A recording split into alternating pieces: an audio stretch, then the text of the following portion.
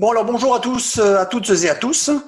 Je suis ravi de vous retrouver ce soir pour le second webinaire organisé par l'association Audent.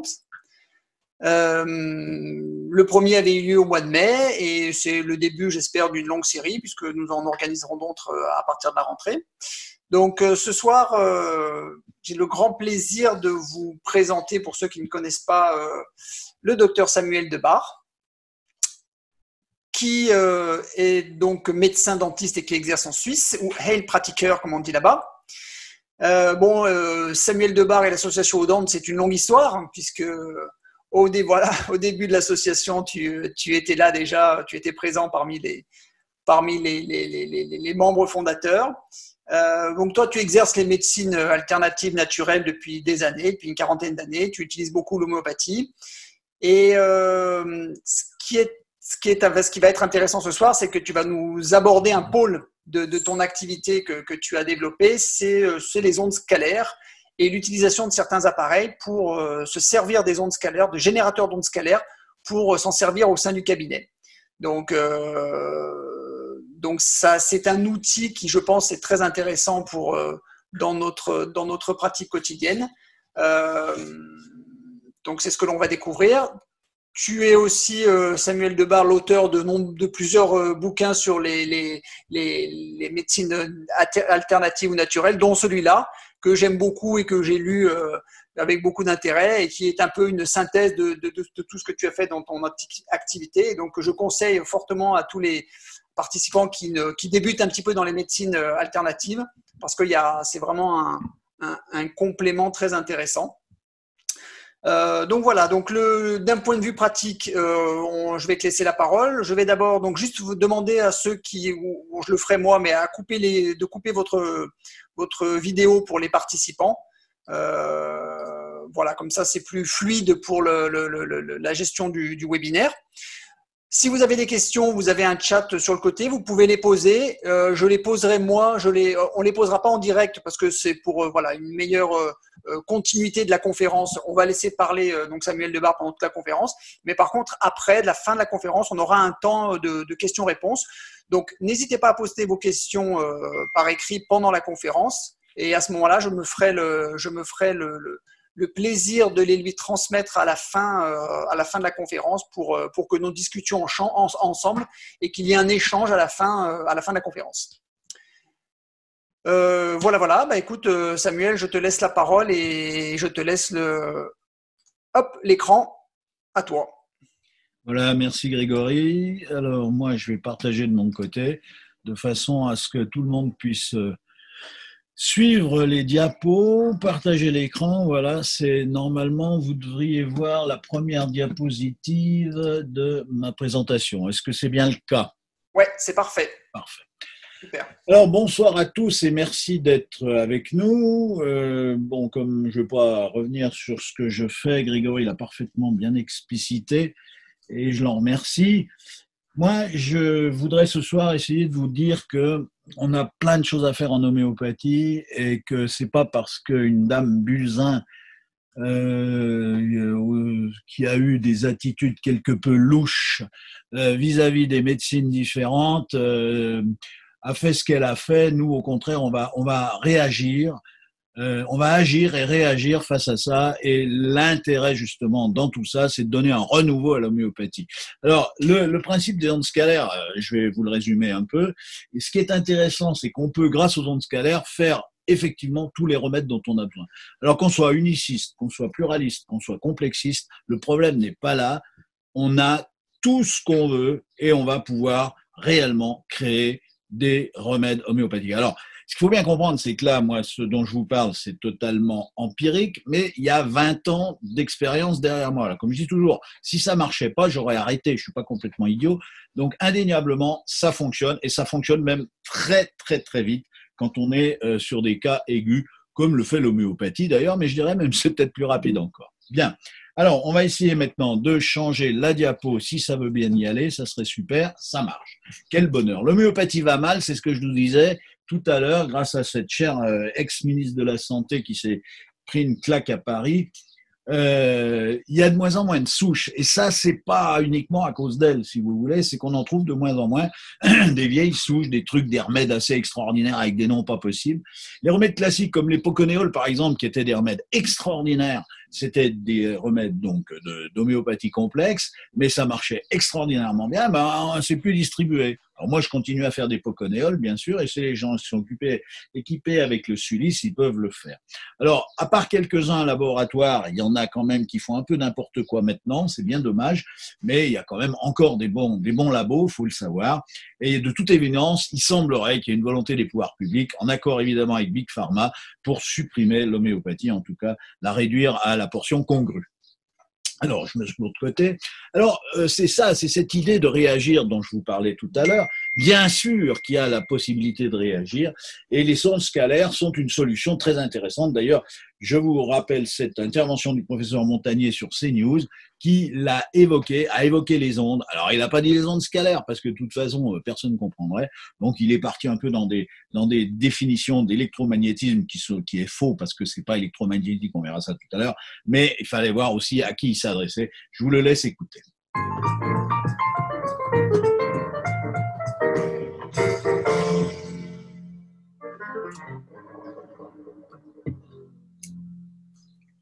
Et quels sont les moyens pour lutter, selon vous, contre cette contagiosité? Le confinement est la bonne solution? Si vous voulez, moi j'ai une solution un peu d'avant-garde, parce que je travaille là-dessus pour d'autres raisons.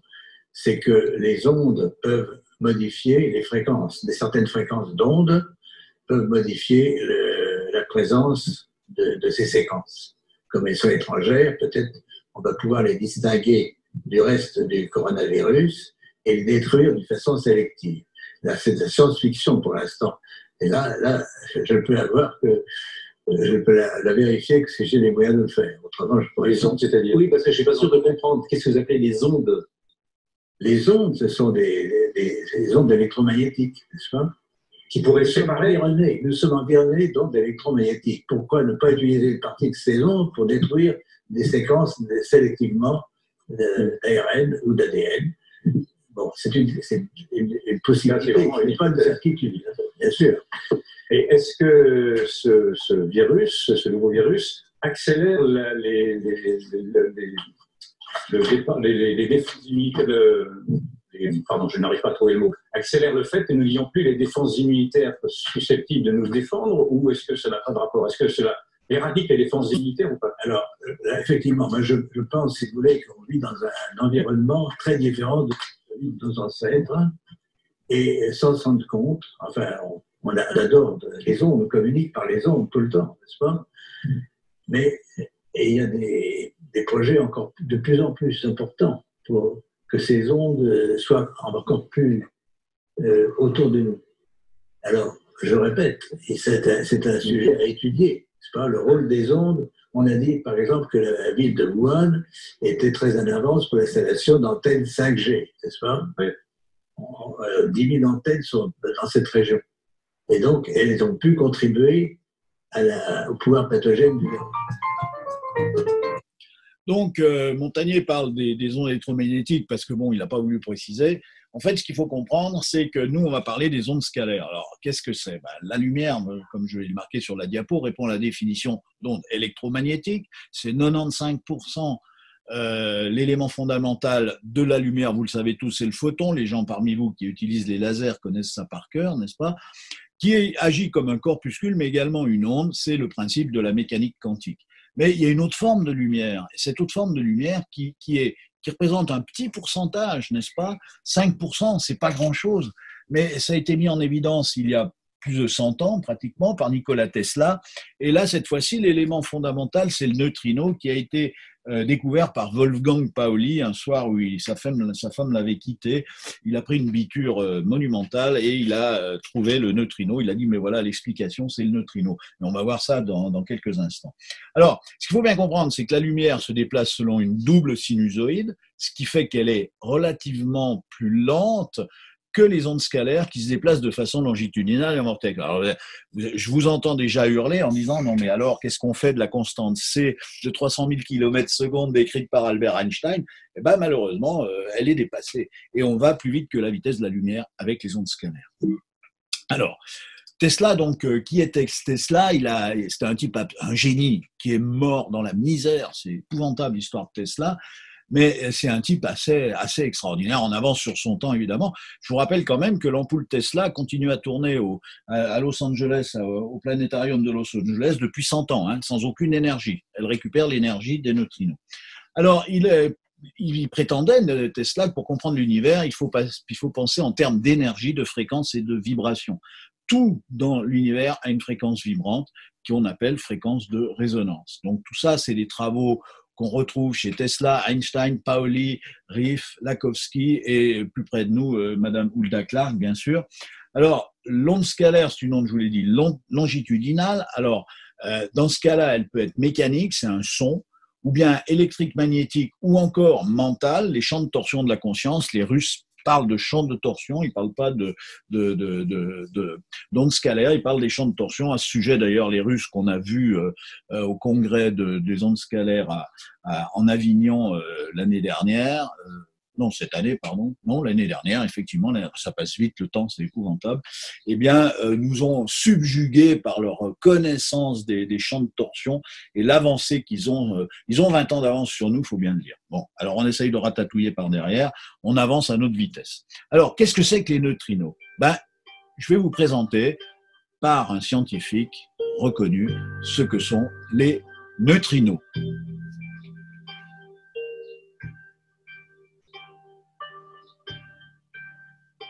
Je m'appelle Thomas Fatsak, je suis professeur à l'Université Paris Diderot. Je voudrais parler aujourd'hui de mon domaine de recherche qui est la physique de neutrinos expérimentale.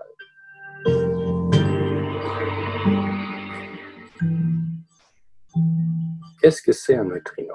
Le neutrino, c'est une particule élémentaire, comme l'électron, qui nous est peut-être un peu plus familial, parce que l'électron est un constituant de la matière. Tous les atomes ont des électrons. Et beaucoup de neutrinos sont tout autour de nous. Pour vous donner un exemple, actuellement, nous sommes traversés tout le temps par 60 milliards de neutrinos par centimètre carré et par seconde. Tout le temps, tout le temps. Et donc ça, c'est des neutrinos qui nous viennent de notre astre le plus proche, le Soleil. Il y a autres neutrinos dans l'univers qui vient des explosions de supernovae, par exemple. Mais aussi beaucoup plus proche encore, beaucoup d'éléments sur notre planète ne sont pas stables, ils se désintègrent. Ça, c'est la radioactivité naturelle. Et dans cette radioactivité naturelle, nous avons une désintégration spécifique qui s'appelle la désintégration bêta. Et cette désintégration bêta est liée à une émission d'un électron et d'un neutrino. Et donc, nous avons ces neutrinos un peu partout. Et c'est d'ailleurs par les observations sur cette désintégration bêta, vers 1930, que Pauli a eu l'idée d'introduire cette particule parce qu'on ne pouvait pas expliquer la désintégration bêta dans le temps sans le neutrino. Voilà, ces fameuses bêtes, ces petits neutrinos qu'on reçoit à longueur de journée. La nuit, on a un petit peu moins, il n'y a plus que 30 milliards, mais enfin, c'est déjà pas mal. Alors, il faut bien comprendre, je vous explique un petit peu les ondes scalaires. Pourtant, si on observe le cours d'une rivière, on va voir que la seule différence de vitesse entre les lames d'eau situées soit au centre, soit sur les bords, produit aussitôt de nombreux vortex, c'est-à-dire des flux tourbillonnaires. Alors, je vous ai mis pour vous expliciter ça un endroit que j'adore qui est la confluence entre les sources venant du Gerbier de Jonc. Alors évidemment, j'en connais deux qui vont rigoler parce qu'ils connaissent mon attachement à cette région, donc en Auvergne, c'est en Ardèche plus exactement. Et sur la droite de la photo, vous avez la pseudo-Loire qui est soi-disant prend sa source au mont Gerbier de Jonc. Et sur la gauche, vous avez la vraie Loire qui prend sa source beaucoup plus haut. Et si vous regardez cette petite vidéo, eh bien vous verrez qu'on a des ondes scalaires sur la partie gauche de l'écran. C'est-à-dire que vous allez avoir ces vortex.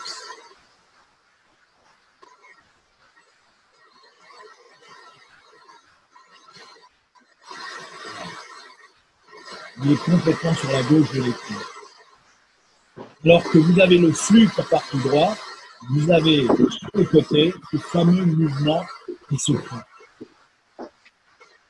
Alors, bien sûr, on est très attiré par l'eau. Oui, Hein. j'ai oublié. Je Oui, suis en on train de est, faire une formation. pardon. Ouais, du coup, j'ai oublié. Attendez, c'est Veuillez couper votre micro, s'il là. vous plaît. Merci, voilà, très bien. Alors, donc, ce qu'il faut bien comprendre, c'est qu'effectivement, on a cette génération scalaire qui se crée dans la nature. Notre Thomas Kizek l'a expliqué tout à l'heure, cette désintégration bêta, on va la trouver au niveau des plantes. Okay, donc, les neutrinos, on ne peut pas faire plus naturel que les neutrinos. Et on va travailler avec. Alors, quand on veut faire des ondes scalaires, ben c'est simple, hein, il suffit d'avoir un générateur de neutrinos, hein, donc une bécane qui va fabriquer les neutrinos, puis après on informe un support, on informe directement le corps du patient, et même on peut travailler à distance, on verra comment. Donc c'est quand même assez génial, parce que là on a vraiment entre les mains de quoi vraiment travailler et se faire plaisir, et puis surtout soigner correctement nos patients. Alors, cette désintégration d'état, elle permet donc la génération des neutrinos à une fréquence que nous pouvons choisir. Et quand je vous dis qu'on peut travailler à distance, tout ça est éminemment scientifique, ok ? Et vous allez comprendre que le travail à distance, c'est ce qu'on appelle en mécanique quantique l'intrication quantique. C'est la loi de non-séparabilité. Voilà, donc un physicien qui nous explique tout ça. Est-ce que vous avez une explication au phénomène d'intrication quantique? Vous l'expliquerez sûrement mieux que moi au public, mais quel est votre avis là-dessus, votre explication? Merci. Alors, l'intrication quantique, donc pour ceux qui ne connaissent pas, vous prenez deux objets quantiques que vous avez créés un peu astucieusement. En général, vous utilisez un même machin qui crée deux trucs. D'accord? Donc, ils sont bien mélangés ensemble, des jumeaux, on va dire. Par exemple, deux grains de lumière, deux atomes. Prenons deux grains de lumière, deux photons. Donc, vous intriquez deux photons, ça veut dire que vous les produisiez astucieusement pour que vraiment, vous voyez, ils se tiennent bien ensemble. Ils partagent la même onde quantique. J'ai su le faire avec 10 puissance 23 particules, on doit bien pouvoir y arriver avec deux particules, d'accord? Donc, vous faites ça avec deux particules, et puis vous les séparez maintenant, délicatement. Hein. Vous essayez de ne pas trop taper dessus, parce que vous vous souvenez, si vous tapez dessus, ça arrête d'être quantique et tout. Donc voilà, vous les séparez délicatement. Il y en a une qui part par là, l'autre part par là. Et puis il y a un physicien qui est là-bas, et vous lui dites « mesure ». Ce que dit la physique quantique, le formalisme quantique, c'est quand lui il va mesurer ça là-bas, vu que les deux continuent à être dans la même onde quantique, ça se réduit soudainement, donc ça affecte toute l'onde. Donc là-bas, l'onde qui est à l'autre bout de la pièce va le sentir instantanément. Alors ça, les physiciens, ils n'aiment pas. Quand vous leur dites action instantanée à distance, ils disent « ah non, c'est pas possible, vitesse de la lumière, on ne peut pas aller plus vite, c'est impossible ». Einstein, pas le plus bête des physiciens, celui qui justement avait dit « on ne peut pas aller plus vite que la vitesse de la lumière », dit « c'est impossible ». On ne peut pas avoir cette expérience-là, ou alors ils ont dû se partager des trucs, ou alors il doit y avoir une communication entre les deux, ou des variables cachées, mais il est impossible qu'il y ait une action à distance. Autrement dit, que le phénomène soit, alors nous on dit, non local. Vous voyez, ça peut pas être, la physique ça a lieu là et pas là. Quand je tape mon genou ici, ça ne peut pas avoir un effet instantané là-bas. La physique quantique traditionnelle disait si. Là encore, ce qui compte, ce n'est pas ce que je crois ou je ne crois pas, c'est l'expérience. Et l'expérience, elle est réalisée plusieurs fois, et en particulier par Alain Aspect, un Français qui travaillait pas loin de mon laboratoire à l'époque, et qui fait cette expérience. Et il l'a fait sur 12 mètres de distance, et il l'a fait de façon absolument irréprochable, c'est-à-dire qu'il invente des dispositifs suffisamment astucieux pour qu'ils ne puissent absolument pas communiquer entre eux. Et il mesure le photon qui est là-bas, et on se rend compte instantanément à distance que celui qui est là-bas est affecté. Autrement dit, Aspect prouve très clairement dans les années 80, avec son équipe, que l'intrication quantique est un phénomène observé qui correspond à tout ce qu'avait prédit la physique quantique. Maintenant, on sait le faire sur 30 km. On s'est séparé sur 30 km des photons, aller mesurer les uns, et ça agit instantanément sur l'autre à distance à 30 km. Donc la physique quantique a montré que le monde est non local, dans des conditions très particulières, bien sûr. Alors c'est ça l'intrication quantique. Donc après... Voilà. Donc, c'est quand même un phénomène qui est quand même passionnant et intéressant parce que ça va expliquer beaucoup de choses, des magnétiseurs, par exemple, tous ces gens qui arrivent à faire des trucs, les gens qui enlèvent le feu, etc., qui soignent les brûlures, enfin voilà, tout ça commence à avoir une explication rationnelle et scientifique. Donc, c'est quand même plutôt rassurant.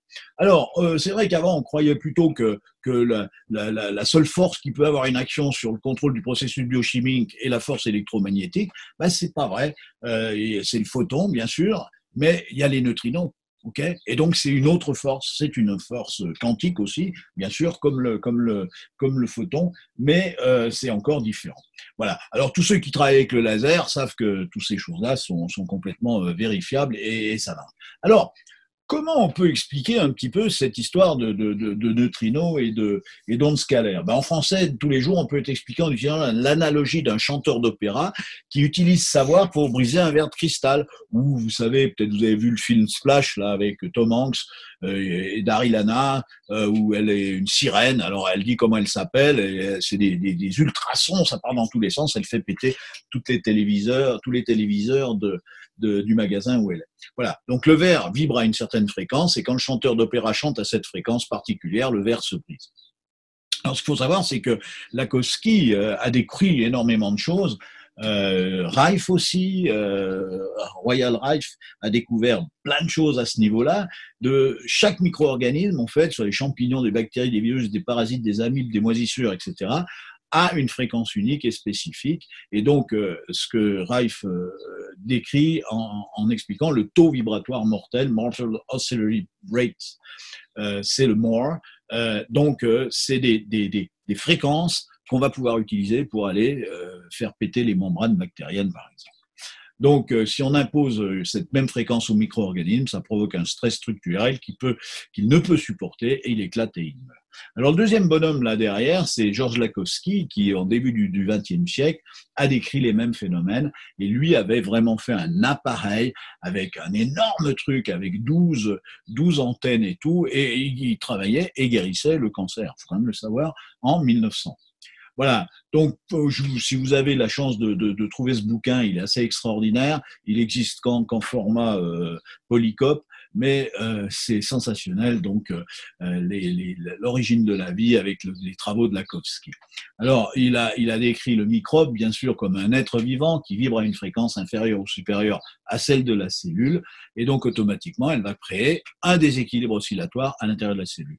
Donc, vous voyez que quand le petit père Montagnier parle d'ondes, il a complètement raison. Alors, il peut pas le définir parce que bon, il s'adresse au grand public, donc c'est pas évident, mais il a complètement raison. Et de toute façon, à mon sens, l'avenir, il est là-dedans. Voilà Georges Lakowski et sa fameuse machine.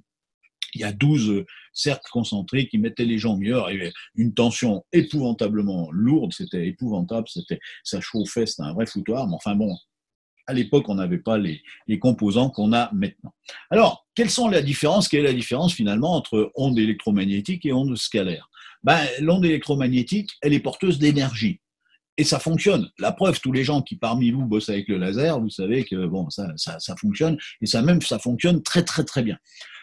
L'onde scalaire, elle va plus loin, parce qu'à la fois, elle est porteuse d'énergie, mais également d'information. Donc, on va aller informer nos cellules. Alors, vous savez que la cellule humaine, c'est les travaux de Frédéric Popp, qui a démontré que la cellule humaine était capable de prendre de l'énergie lumineuse, d'accord, de la lumière, elle captait la lumière, mais là où c'est absolument génial, c'est ce qu'il a démontré aussi, c'est qu'elle est capable d'en renvoyer et de créer de la lumière.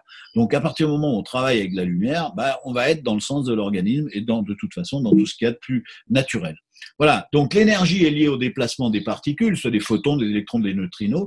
L'information est un paramètre non matériel qui définit la modulation de ce mouvement de particules. Donc on va le définir, on va le préciser, ce qui veut dire que par exemple je bouge mon bras à gauche ou à droite, on a dépensé rigoureusement la même quantité d'énergie, mais l'information est complètement différente, puisque d'un côté on part à droite, de l'autre côté on part à gauche. Voilà. Alors, bon, un petit tableau très rapide pour montrer le principe de l'onde scalaire et de l'onde électromagnétique. D'un côté, vous avez Tesla, Hertz, l'onde électrique ou magnétique, d'accord, elle est longitudinale, l'onde électromagnétique, elle est transversale. Okay, donc, progression en vortex, l'autre en sinusoïde, c'est ce qu'on a vu tout à l'heure. Alors, c'est là où c'est génial, c'est si vous regardez ce petit schéma-là, donc là, vous avez une vitesse qui est variable, c'est-à-dire on est sur ou sous-unitaire, c'est-à-dire qu'en fait, vous allez dépasser ou passer en dessous de la vitesse de la lumière, alors que chez les ondes électromagnétiques, c'est la constante C, 300 000 km/s dans le vide, décrit par Albert Einstein, qui en ce moment doit se retourner dans sa tombe entre nous. Voilà. Bon, je passe là-dessus, vous trouvez ça partout, c'est pas le plus fondamental.